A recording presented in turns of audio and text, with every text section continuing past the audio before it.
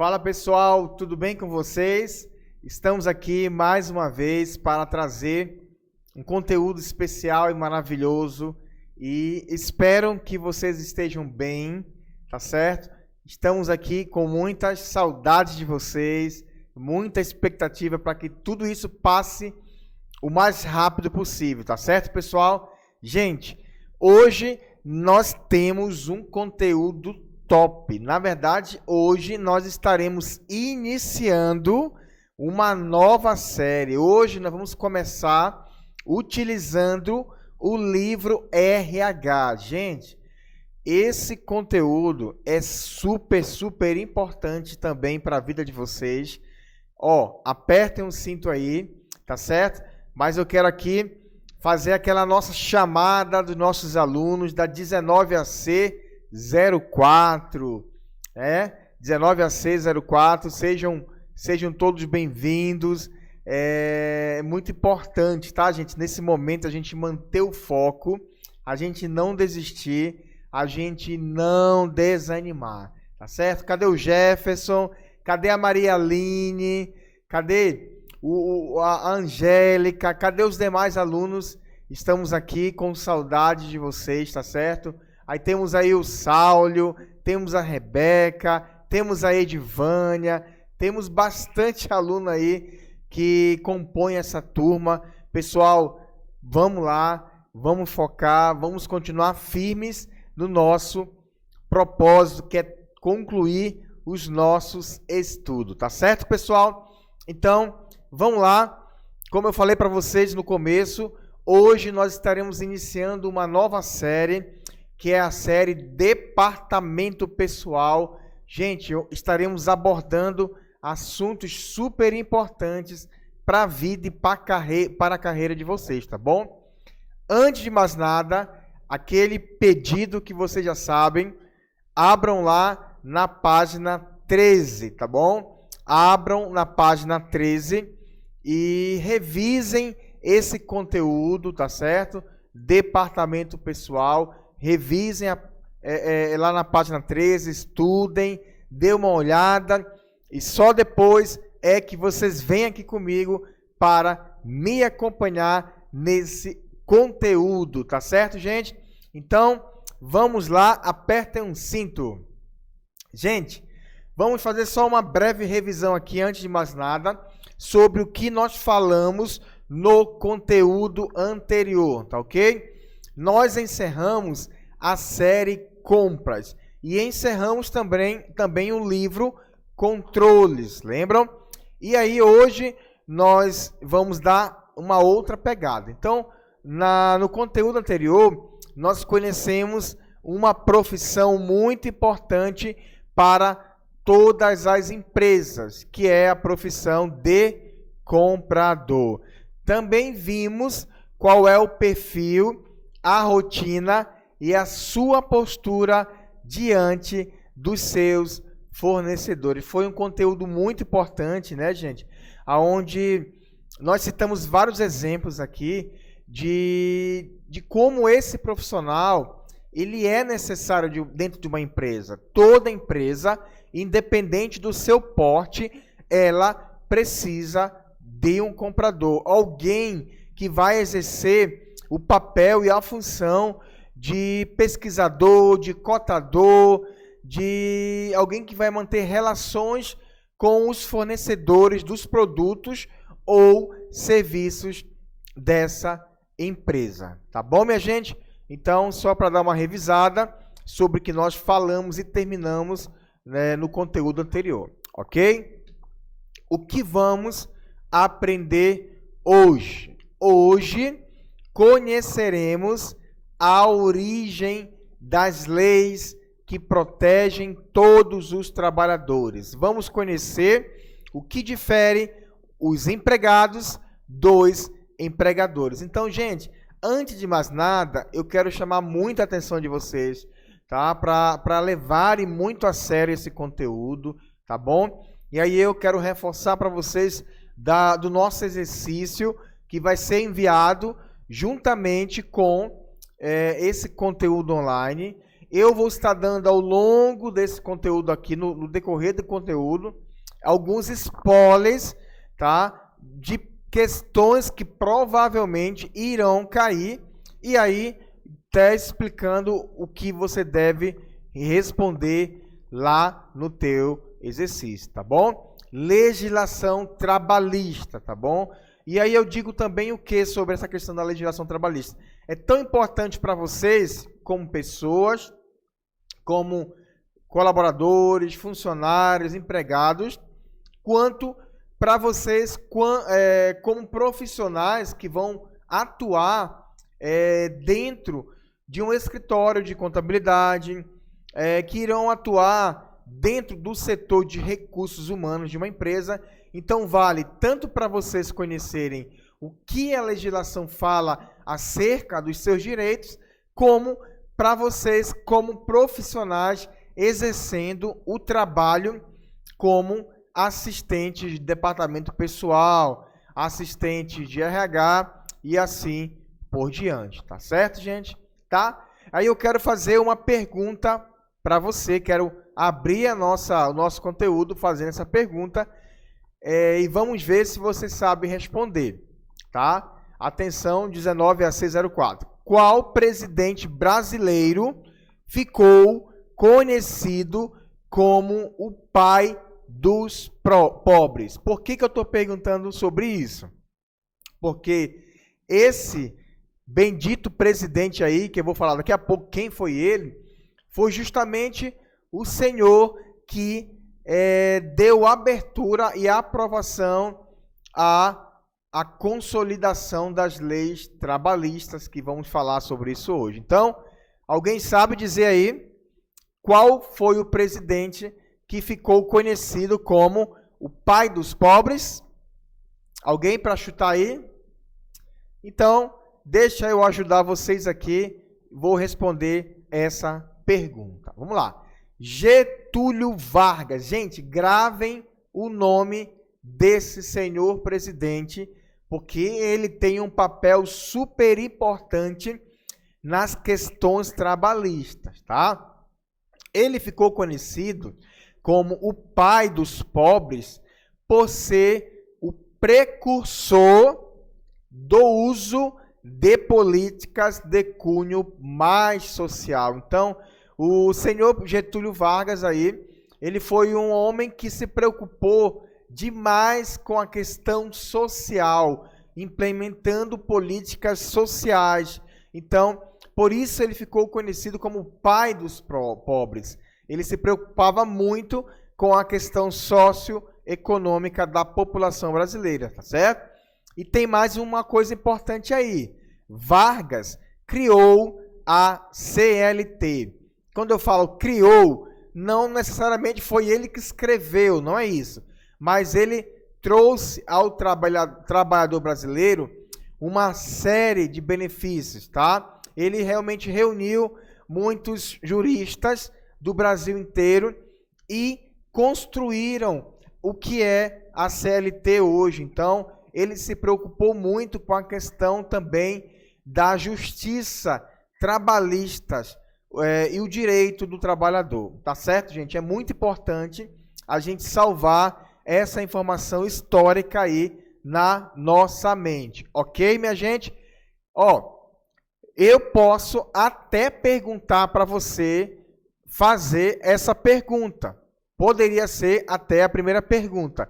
Quem foi Getúlio Vargas e qual a sua importância para a legislação trabalhista, ok? Outra pergunta, tá? Essa pode ser também uma pergunta que vai cair lá no teu exercício. O que é CLT? Os tópicos, gente, até para ficar muito mais claro para a gente, para você, os tópicos eu tenho colocado sempre assim, ó, em forma de perguntas, porque quando a gente pergunta e recebe uma resposta, a gente consegue gravar no nosso cérebro. E tudo isso aí, gente, só para reforçar, tá aí no seu livro, tá bom? O que é a CLT? Vamos lá. Tá aí uma pergunta se cair lá no teu exercício, você vai responder da seguinte forma: a consolidação das leis trabalhistas é o conjunto de leis. Presta atenção, conjunto.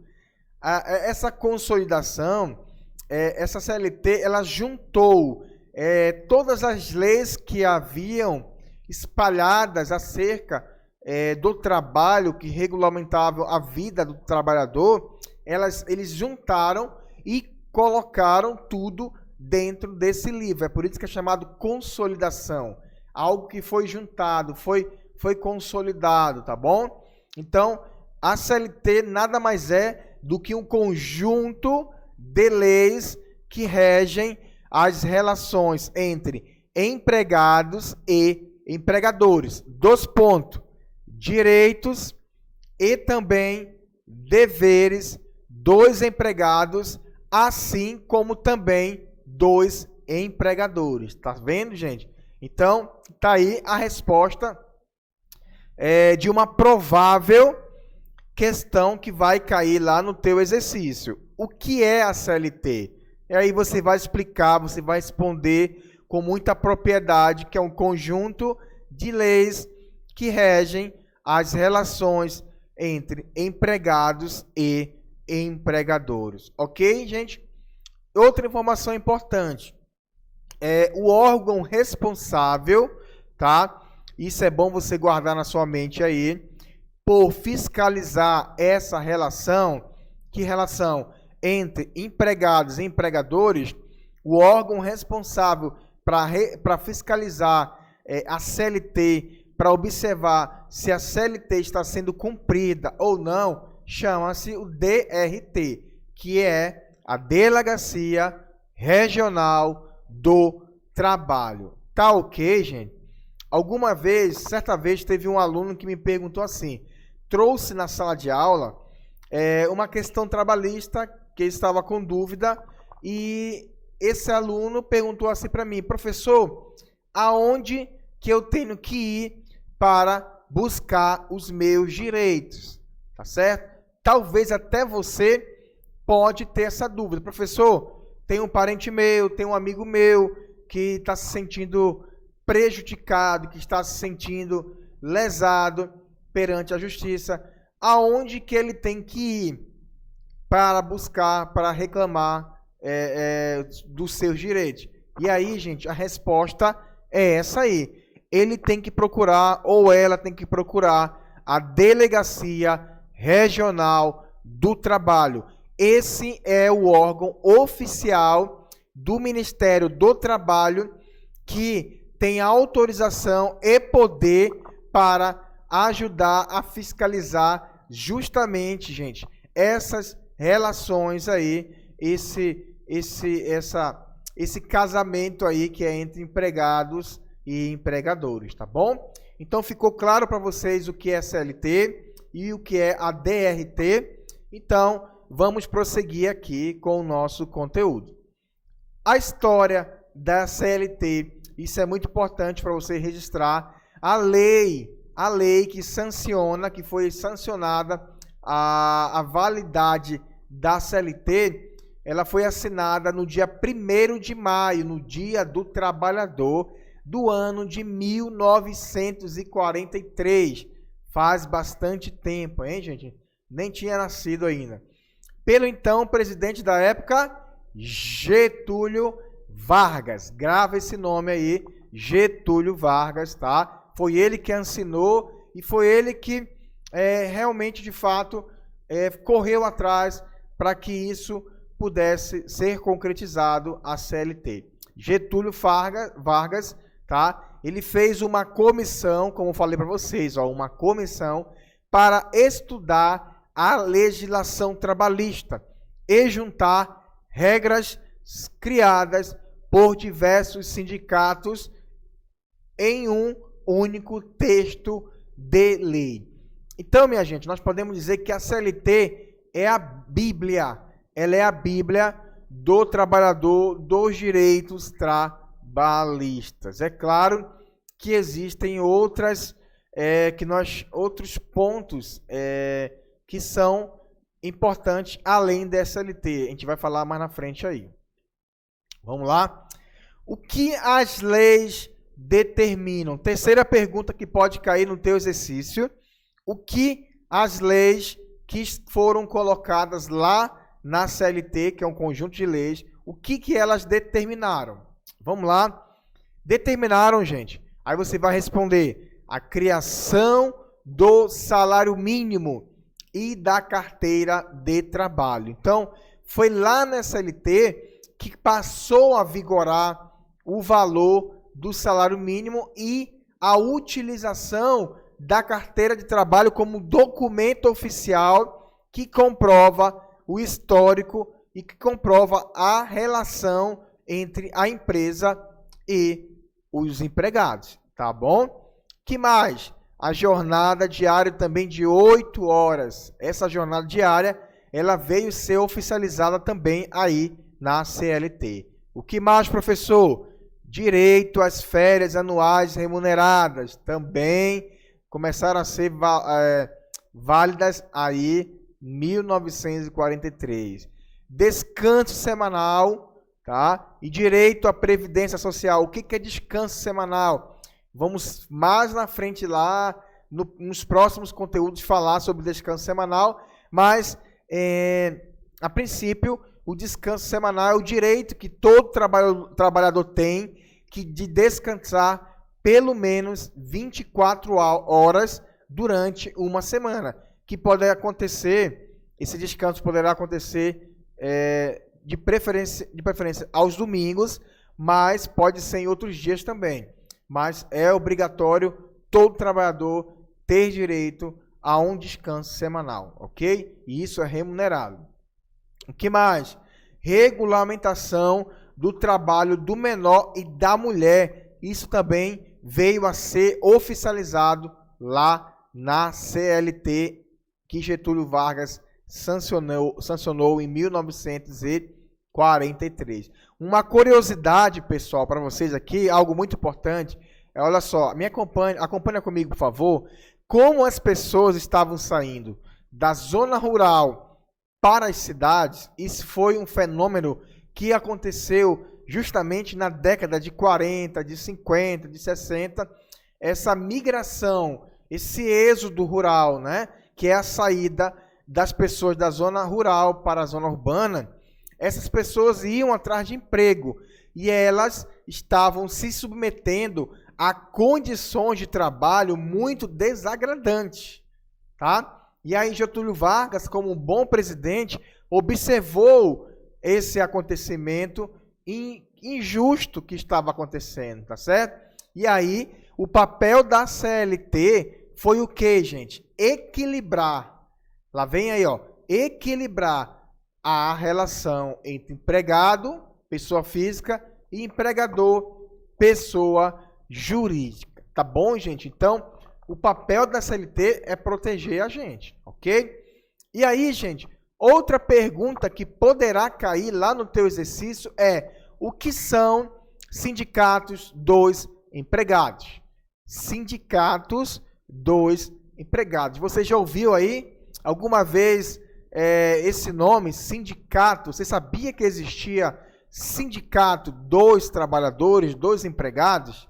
Pois existem, gente. O Brasil é um país que existe milhares de sindicatos, tá? E esses sindicatos, eles existem praticamente cada classe, cada profissão, cada categoria tem o seu sindicato hoje no Brasil. Então, o Brasil está cheio de sindicatos, tá? Então, se eu perguntar para você o que são os sindicatos dos empregados, você vai responder assim: é uma associação de pessoas da mesma categoria, da mesma atividade, ó, atenta a isso aí, ou que trabalham fazendo a mesma coisa, que se reúnem, tá? O propósito do sindicato é se reunirem com o objetivo principal de quê? Lutar e defender os interesses econômicos, sociais e profissionais.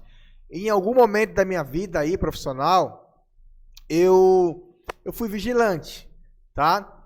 Fui vigilante por uma época, então eu pertencia a um sindicato, tá? Que se chamava-se Sindicato dos Vigilantes, tá? Então, você percebe que as categorias, as atividades, as profissões, elas têm sindicatos. E eles existem, eles estão aí justamente para ser uma ponte, um canal que vai defender os direitos meus, como trabalhador da minha profissão, da minha classe, perante outro sindicato que a gente vai ver daqui a pouco aí, ó, que são os sindicatos dos empregadores.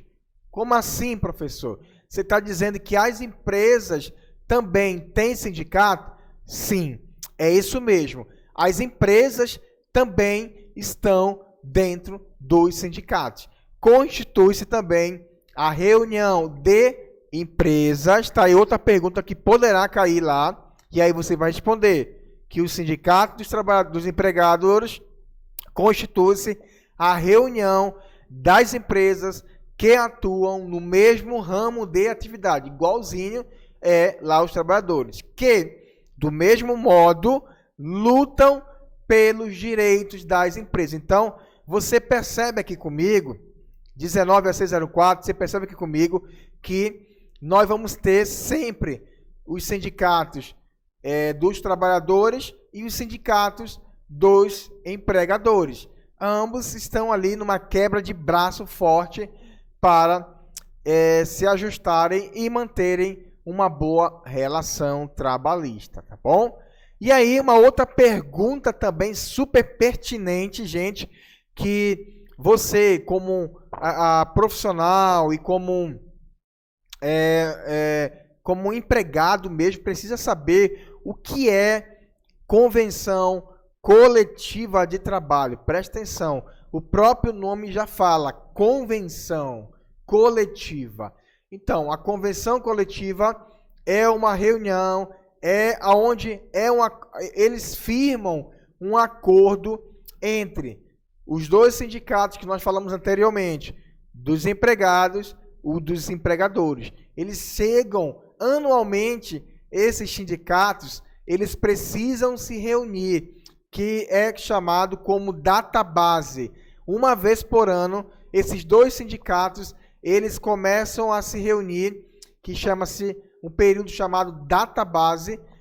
Todo sindicato tem uma data especial, que enfim, no meio do ano, no começo do ano, eles começam a reunir, tá? Para discutirem o que vai ser decidido referente à próxima convenção coletiva daquela categoria. Eles começam a se reunir, direitos e deveres, obrigações, e assim por diante, tá? Nesse documento aí, a convenção é um documento, tá, gente? São decididos e registrados, tá? Direitos e obrigações. E o que é decidido se torna obrigatório para ambas as partes, tá? Então, e como eu citei anteriormente, o sindicato dos vigilantes, eles tinham a database que naquela época era 1º de agosto, se eu não me engano, faz muito tempo atrás. Então, 30 dias antes dessa database, eles já estavam sentando, discutindo aumento de salário, discutindo benefícios, cesta básica, vai transporte. E aí, era uma briga que às vezes passava de 30 dias, e aí até chegarem a um consenso as duas categorias e assinavam esse documento que se chamava Convenção Coletiva de Trabalho, e aí ambos precisavam respeitar, tá bom, gente? Respeitar essa convenção. Ela tem um peso judicial muito grande, tá, gente? Lembra que eu falei da CLT? As convenções coletivas, elas trabalham em parceria com a CLT. E algo importante, não está no teu livro, mas uma informação para vocês, teve a reforma trabalhista em 2011, e a reforma trabalhista, ela trouxe uma mudança, porque antes da reforma trabalhista, a legislação, a CLT, ela tinha o peso máximo nas decisões trabalhistas, a CLT. Ou seja, se alguma convenção coletiva ela viesse dizendo algo que prejudicasse o trabalhador, aquilo seria desqualificado, aquela cláusula na convenção coletiva, e sempre iria valer o que estava dito na CLT. Tá certo, gente? Sempre foi assim. Só que na reforma trabalhista, ela veio trazer poder para as convenções coletivas. Então, hoje, de forma judicial, as convenções coletivas, elas têm poder maior, que é algo que eu não gostei, gente, sinceramente. Foi algo assim triste, foi um prejuízo. Então, de repente, se algum sindicato, se alguma convenção coletiva trouxer algum prejuízo para o trabalhador, que a CLT já garante ou garantia, vai valer, em primeiro lugar, o que está escrito nas convenções. Então, não foi legal essa decisão aí, tá bom? Gente, e o que são ações trabalhistas, tá bom? O que são ações trabalhistas? Porque, já que a gente está falando aqui de convenção coletiva, de DRT, que é a Delegacia Regional de Trabalho, o que são ações trabalhistas? E elas nada mais são do que você, como empregado, se sente lesado, prejudicado em algo, você procura a DRT e entra com uma ação trabalhista, que é o direito que o trabalhador tem após o término do contrato de trabalho, tá? É um direito seu entrar na justiça, isso é de graça, tá? E acionar essa justiça pedindo os seus direitos, caso sinta-se injustiçado em relação aos valores recebidos que deveria ter recebido. Então, gente, preste atenção aqui. Vocês devem, se vocês foram demitidos, aquele funcionário tem direito a procurar a justiça e entrar com uma ação trabalhista, tá? Lá na Delegacia do Trabalho, tem fiscais lá. E esses fiscais, eles vão realmente fiscalizar. É claro que você vai precisar de ter provas concretas acerca das acusações que você está levantando contra a empresa. Não é simplesmente chegar lá e dizer, ó, tem tal empresa que eu trabalhei e me roubava. Não, não é assim. Tem que ter provas conclusivas, concretas, para que essas ações trabalhistas cheguem a um final positivo, tá bom? Bem, gente, chegamos aqui ao final de um conteúdo muito, muito importante, gente. Ó, eu quero frisar, tanto para a vida de vocês como trabalhadores, quanto para vocês que trabalharão um dia, poderão trabalhar como assistentes de departamento pessoal, assistente contábil, assistente de RH. É importante você conhecer esse pano de fundo da nossa legislação trabalhista, Getúlio Vargas, o ano, o que é CLT, e todos esses detalhes que nós acabamos de aprender hoje. O que é CLT, história da CLT, convenção trabalhista, sindicatos e assim por diante. E aí, gente, gostaram do nosso conteúdo de hoje? Espero que sim, porque tudo foi feito, gente, com muita excelência, com muita qualidade. E eu sou formado também em gestão de RH.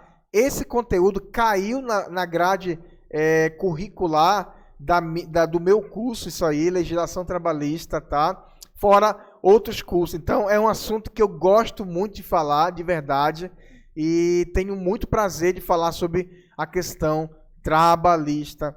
É muito bom, tá bom, minha gente?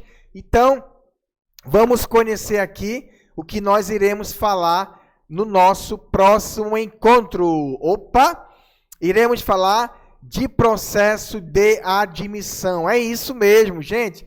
Vamos falar como funciona o passo a passo de um processo seletivo, de admissão, aliás, processo de admissão. Não é processo seletivo, processo de admissão, tá? Quais são os principais documentos que você precisa levar para ser admitido? Talvez você que já foi admitido um dia sabe como é que é, mas tem vários outros detalhes. O que é FGTS, o que é PIS. Vamos falar um pouco mais de carteira de trabalho. Então, gente, começa a estudar esse conteúdo na casa de vocês aí, para que na próxima vez que a gente se encontrar, você já venha afiado para a gente assistir e para a gente debater. Eu quero aqui deixar um recado muito importante, gente. O nosso grupo de WhatsApp, ele existe para a gente conversar, para a gente dialogar e discutir assuntos acerca desses conteúdos online. Então, quero convidar vocês a interagir. Dúvidas que vocês tiverem nessa área, nesse conteúdo, gente, joga lá e a gente vai conversar, a gente vai discutir, tá certo, minha gente? Então, eu quero dar o último aviso para vocês. O pessoal do CRA vai entrar em contato com vocês, vai encaminhar esse conteúdo online, junto com ele, vai encaminhar o exercício.